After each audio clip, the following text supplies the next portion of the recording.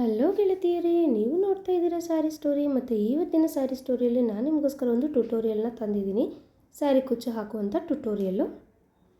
ಸೀರೆ ಕುಚ್ಚಿಗೆ ಮೇನ್ ನಮಗೆ ಬೇಕಾಗಿರುವಂಥದ್ದು 6 ಎಳೆ ದಾರ. 6 ಎಳೆ ದಾರ ಅಂದರೆ ನಾನು ಕ್ರೋಶ ಕುಚ್ಚು ಬಗ್ಗೆ ಮಾತಾಡ್ತಾ ಇದ್ದೀನಿ. ಕ್ರೋಶೆಯಲ್ಲಿ ಕುಚ್ಚನ್ನ ಹೆಣೆದು ಹಾಕೋದಕ್ಕೆ 6 ಎಳೆ ದಾರ ನಮಗೆ ಬೇಸಿಕ್ ಬೇಕಾಗತ್ತೆ. ಸೊ ಅದಕ್ಕೆ ನಾನು ತಗೊಂಡಿದ್ದೀನಿ ಈ ರಟ್ಟಿನ ಪೀಸ್ಗಳು. ನೋಡ್ತಾ ಇದ್ದೀರಾ, ರಟ್ಟಿನ ಪೀಸ್ಗಳು. ಇದು ಆ ವಾಷಿಂಗ್ ಮಿಷಿನ್ ಬರುತ್ತಲ್ವ, ಆ ಬಾಕ್ಸಿಂದ ನಾನು ಮಾಡ್ಕೊಂಡಿರುವಂಥದ್ದು. ಇದು ಎಷ್ಟು ಸೈಜು ತೊಗೊಂಡಿದ್ದೀನಿ ಅಂದರೆ ATM ಕಾರ್ಡ್ ಇದೆ ಅಲ್ವಾ, ಆ ATM ಕಾರ್ಡ್ನ ಸೈಜಲ್ಲಿ ನಾನು ತೊಗೊಂಡಿದ್ದೀನಿ.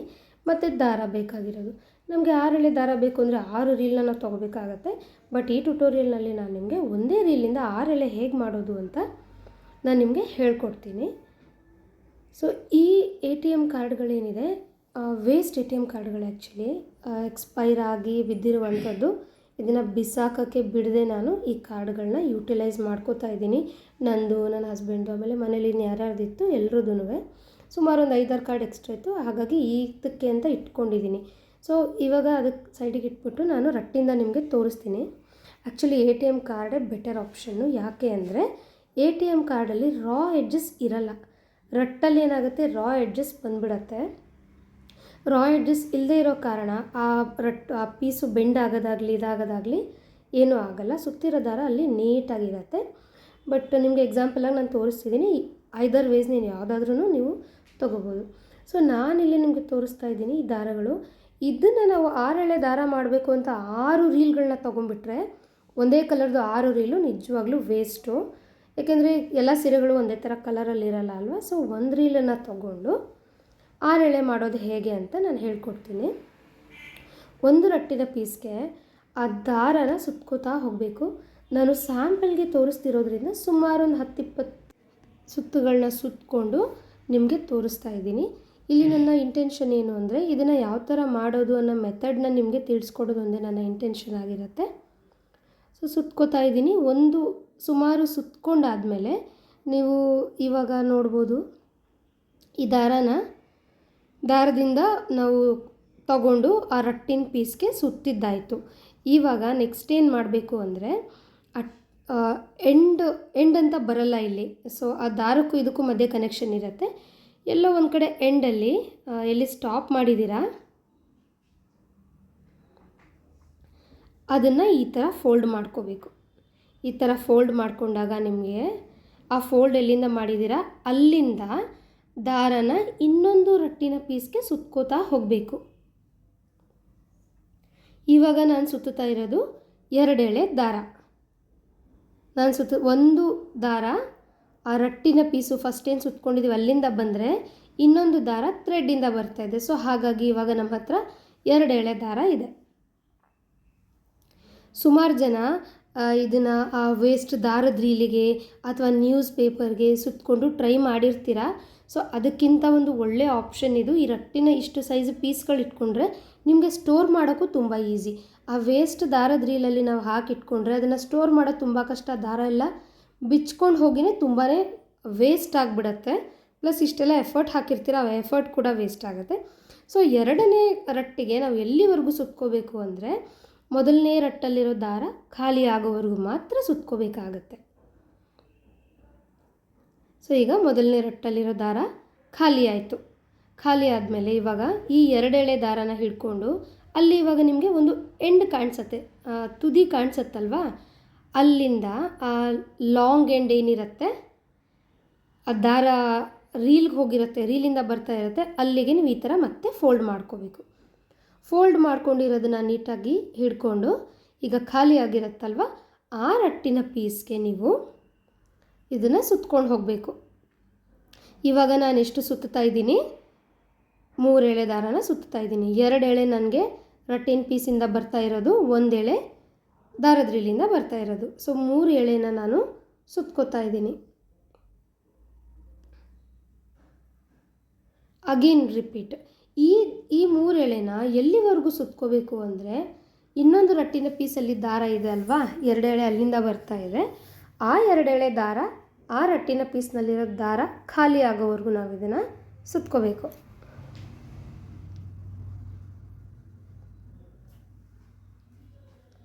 3 ಎಳೆ ಸುತ್ತುತ್ತಾ ಇದ್ದೀನಿ ಆ ರಟ್ಟಿನ ಪೀಸ್ ಖಾಲಿ ಆಗೋವರೆಗೂ. ರಟ್ಟಿನ ಪೀಸಲ್ಲಿರೋ ದಾರ ಖಾಲಿ ಆಗೋವರೆಗೂ. ಅದು ಇವಾಗ ಖಾಲಿ ಆಯಿತು. ಸೊ ಇವಾಗ ಆ ಎಡ್ಜಸ್ ಏನು ಕಾಣಿಸ್ತಿದೆ ನಿಮಗೆ, ಆ ಎಡ್ಜಸ್ ಅಲ್ಲದೆ ನಿಮಗೆ ಒಂದೇ ಒಂದು ದಾರ ಲಾಂಗ್ ಎಂಡ್ ಇರುತ್ತೆ. ಆ ಲಾಂಗ್ ಎಂಡು ದಾರದ ರೀಲಿಂದ ಬರ್ತಾ ಇರೋದು. ಸೊ ಅಲ್ಲಿ ಪುನಃ ನಾವು ಈ ಥರ ಫೋಲ್ಡ್ ಮಾಡಿ ಹಿಡ್ಕೋಬೇಕು. ಫೋಲ್ಡ್ ಮಾಡಿರೋ ಪೋರ್ಷನನ್ನು ನೀಟಾಗಿ ಕೈಯಲ್ಲಿ ಹಿಡ್ಕೊಂಡ್ಬಿಟ್ಟು ಖಾಲಿಯಾಗಿರೋ ರಟ್ಟಿನ ಪೀಸ್ಗೆ ಪುನಃ ಇದು ರಿಪೀಟ್ ಪ್ರಾಸೆಸ್ಸು. ಈ ಥರ ರಿಪೀಟ್ ಪ್ರಾಸೆಸ್ ಮಾಡಿ ನಿಮಗೆ ಎಷ್ಟೆಳೆ ಬೇಕೋ ಅಷ್ಟೆಳೆ ದಾರಾನ ನೀವು ಒಂದೇ ರೀಲಿಂದ ಮಾಡ್ಕೋಬೋದು.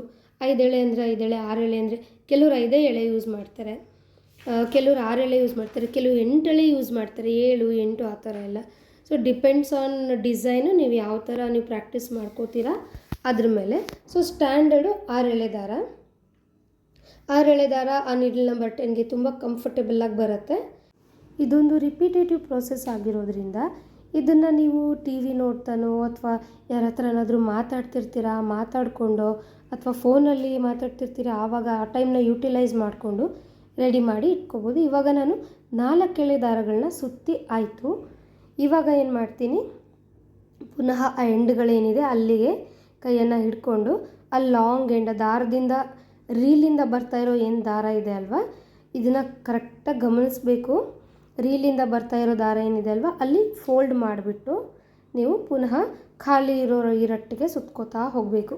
ಇವಾಗ ನಮಗೆ ಎಷ್ಟು ಎಳೆ ಬರ್ತಾ ಇದೆ, 5 ಎಳೆ ಬರ್ತಾ ಇದೆ. 5 ಎಳೆಲಿ 4 ಎಳೆ ನಮಗೆ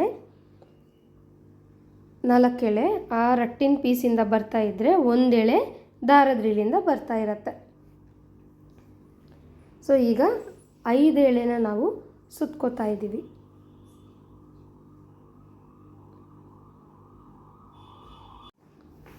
ಸೊ ನಾನು ಆವಾಗಲೇ ಹೇಳ್ದಾಗೆ ಫ್ರೀ ಟೈಮಲ್ಲಿ ನೀವು ಇದನ್ನು ಮಾಡಿಕೊಂಡ್ರೆ ನಿಮ್ಮ ಹತ್ರ ಎಷ್ಟು ರೀಲ್ಗಳಿದೆ ಅಷ್ಟು ರೀಲ್ಗಳಿಗೂ ನೀವು ಒಂದು 3-4 ಒಟ್ಟೊಟ್ಟಿಗೆ ಮಾಡಿ ಇಟ್ಕೊಂಡ್ಬಿಟ್ರೆ, 3-4 ಇನ್ ದ ಸೆನ್ಸ್ 3-4 ಕಲರ್ನ ಒಟ್ಟೊಟ್ಟಿಗೆ ಮಾಡಿ ಇಟ್ಕೊಂಡ್ಬಿಟ್ರೆ ಕುಚ್ಚು ಹಾಕೋಕ್ಕೆ ಸ್ಟಾರ್ಟ್ ಮಾಡುವಾಗ ನಿಮಗೆ ತುಂಬ ಈಸಿ ಇರುತ್ತೆ.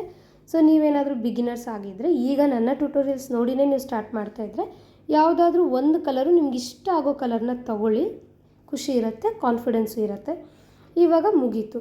ನಾನೇನು ಮಾಡ್ತೀನಿ, ಪುನಃ 5 ಎಳೆ ದಾರ ಸುತ್ತಿ ಆಯ್ತಲ್ವ, ಈ 5 ಎಳೆ ದಾರನ ಕೈಯಲ್ಲಿ ಹಿಡ್ಕೊಂಡ್ಬಿಟ್ಟು ಇನ್ನು 1 ಎಳೆ ಏನು ರೀಲಿಂದ ಬರ್ತಾ ಇರುತ್ತೆ ಅದನ್ನು ನಾನು ಫೋಲ್ಡ್ ಮಾಡ್ತಾ ಇದ್ದೀನಿ.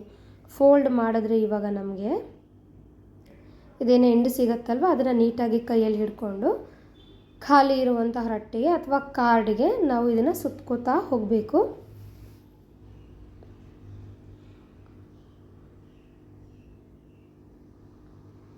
ಖಾಲಿ ಇರೋ ರಟ್ಟಿಗೆ ನಾನು ಸುತ್ತಕ್ಕೆ ಸ್ಟಾರ್ಟ್ ಮಾಡ್ತೀನಿ. 6 ಎಳೆ ದಾರ ನಮಗೆ ಸಿಕ್ತು. 6 ಎಳೆ ದಾರನ ಇವಾಗ ನಾನು ಸುತ್ತುತ್ತಾ ಇದ್ದೀನಿ. 5 ಎಳೆ ನಮಗೆ ಆ ರಟ್ಟಿನ ಪೀಸಿಂದ ಬರ್ತಾ ಇರೋದು, 1 ಎಳೆ ರೀಲಿಂದ ಬರ್ತಾ ಇರುವಂಥದ್ದು. ಸೊ ಟೋಟಲ್ 6 ಎಳೆ ಆಯಿತು. 5 ಎಳೆ ಈ ರಟ್ಟಿಂದ ಬರ್ತಾ ಇರೋದು, ಆವಾಗಲೇ ಸುತ್ಕೊಂಡ್ವಲ್ಲ ಅದು, 1 ಎಳೆ ರೀಲಿಂದ ಬರ್ತಾ ಇರೋದು. ಸೊ ಟೋಟಲ್ ನಮಗೆ ಬೇಕಾಗಿರೋದು 6 ಎಳೆ. ಇವಾಗ ನಾವು ಫೈನಲ್ ಆಗಿ ಇದು ಫೈನಲ್ ರೌಂಡು. ಈ ಪ್ರಾಸೆಸ್ನ ಮತ್ತೆ ರಿಪೀಟ್ ಮಾಡಲ್ಲ. ಇನ್ನು ಜಾಸ್ತಿ ಎಳೆಗಳು ನಿಮಗೆ ಬೇಕು 7, 8 ಅಂದರೆ ಪುನಃ ಇದನ್ನು ನೀವು ರಿಪೀಟ್ ಮಾಡ್ಕೊಳ್ಳಿ. ನಾನು ಎಲ್ಲಿ ಆ ದಾರನ ಫೋಲ್ಡ್ ಮಾಡಿದೆ, ಎಲ್ಲಿ ಹಿಡಿದು ಎಲ್ಲಿಗೆ ಸ್ಟಾಪ್ ಮಾಡಿದೆ ಸುತ್ತೋದನ್ನು ಕ್ಲೀನಾಗಿ ಅಬ್ಸರ್ವ್ ಮಾಡಿ. ತುಂಬಾ ಈಸಿ ಮೆಥಡು, ಈಸಿ ಪ್ರಾಸೆಸ್ಸು.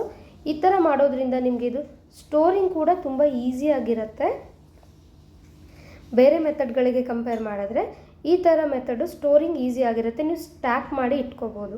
ಇವಾಗ 6 ಎಳೆ ನಾನು ಸುತ್ತಿ ಆಯಿತು. ಎಡ್ಜನ್ನು ನಾನು ಕಟ್ ಮಾಡ್ತೀನಿ. 6 ಎಳೆ ಬಂತಲ್ವ, ಸೊ ಕಟ್ ಮಾಡಿಬಿಟ್ಟು ನೀಟಾಗಿ ಅದನ್ನು ಸುತ್ತಿ ಆ ಎಡ್ಜು ದಾರ ಎಲ್ಲ ಸುತ್ಕೊಂಡು ಬಂದು ವೇಸ್ಟ್ ಆಗಬಾರ್ದಲ್ವ ಎಫರ್ಟು. ಆ ತುದಿಗೆ ನಾನೇನು ಮಾಡ್ತೀನಿ, ಒಂದು ಸೆಲೋ ಟೇಪ್ನ ಅಂಟಿಸಿ ಇಟ್ಕೋತೀನಿ. ಹಾಗಾಗಿ ದಾರ ಬಿಚ್ಕೊಳ್ಳೋದು ಇಲ್ಲ, ಒಂದಕ್ಕೊಂದು ಟ್ಯಾಂಗಲ್ ಆಗಿ ಮೆಸ್ ಕೂಡ ಆಗೋದಿಲ್ಲ. ಸ್ಟೋರಿಂಗ್ ಕೂಡ ನಿಮಗೆ ತುಂಬ ಈಸಿ. ಯಾಕೆ ನಾನು ATM ಕಾರ್ಡು ಬೆಟರ್ ಆಪ್ಷನ್ ಅಂತ ಹೇಳ್ತಿದ್ದೆ ಅಂದರೆ, ಈ ರಟ್ಟೆನೂ ಸ್ವಲ್ಪ ಗಟ್ಟಿಯಾಗಿದೆ, ಚೆನ್ನಾಗಿದೆ. ಬಟ್ ಬೇರೆ ರಟ್ಟೆನ ನಾವು ತೊಗೊಂಡಾಗ ಫೋಲ್ಡ್ ಆಗೋ ಚಾನ್ಸಸ್ ಜಾಸ್ತಿ ಇರುತ್ತೆ. ಸೊ ಈ 6 ಎಳೆ ದಾರ ಮಾಡೋಕ್ಕೆ ನಿಮಗೆ ತುಂಬ ಮೆಥಡ್ಸ್ ಇದೆ. ಒಂದೇ ರೀಲ್ ಇರುವಾಗ ನಾನು ಹೇಳಿದ ಮೆಥಡ್ ನೀವು ಫಾಲೋ ಮಾಡ್ಬೋದು. ನಿಮ್ಮ ಹತ್ರ 2 ಎಳೆ ಇದೆ ಅಂದಾಗ 2 ಎಳೆನ ಸೇರಿಸಿ ಒಂದು ರಟ್ಟಿಗೆ ಸುತ್ತಕೊಂಡು ಆ ಥರ ರಿಪೀಟ್ ಮಾಡೋದ್ರಿಂದ 3 ಸಲ ನೀವು ಸುತ್ಕೊಳ್ಳೋದ್ರಿಂದ ನಿಮಗೆ 6 ಎಳೆ ದಾರ ಇನ್ನೂ ಬೇಗ ಸಿಕ್ಬಿಡತ್ತೆ. ಸೊ ಈ ವಿಡಿಯೋ ನಿಮಗೆ ಇಷ್ಟ ಆಗಿದ್ರೆ ಲೈಕ್ ಮಾಡಿ, ಶೇರ್ ಮಾಡಿ, ಕಮೆಂಟ್ ಮಾಡಿ. ಮತ್ತು ಯಾರೆಲ್ಲ ನನ್ನ ಚಾನಲ್ನ ಸಬ್ಸ್ಕ್ರೈಬ್ ಮಾಡದೆ ನೋಡ್ತಿದ್ದೀರಾ ಪ್ಲೀಸ್ ಸಬ್ಸ್ಕ್ರೈಬ್ ಮಾಡಿ. Thank you for watching.